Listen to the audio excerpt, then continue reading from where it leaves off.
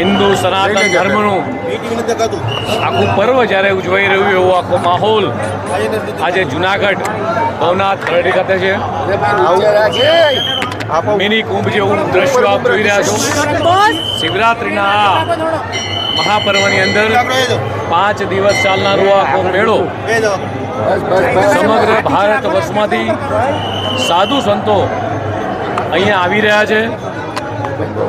આપ જોઈ રહ્યા છો જે રીતે માનવ મહેરામણ માત્ર ગુજરાત નહીં ભારતના આજુબાજુના રાજ્યોમાંથી પણ આજે આ ભવનાથ તળેટી ખાતે દર્શન કરવા રહ્યા છે. આ મેળાનો લાભ લેવા માટે ભગવાન શંકરના આશીર્વાદ લેવા માટે આવી રહ્યા છે.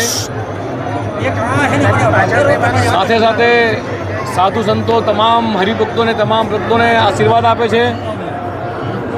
તમામ સામાજિક સંસ્થાઓ દ્વારા પણ ખૂબ મોટા ભંડારા ખોલવામાં આવ્યા છે. પ્રશાસન દ્વારા પણ ગુજરાત સરકાર દ્વારા, ગુજરાતના મુખ્યમંત્રી માનનીય ભૂપેન્દ્રભાઈ પટેલ દ્વારા, જુનાગઢ કોર્પોરેશન દ્વારા પણ ખૂબ સારી તૈયારીઓ કરવામાં આવી છે.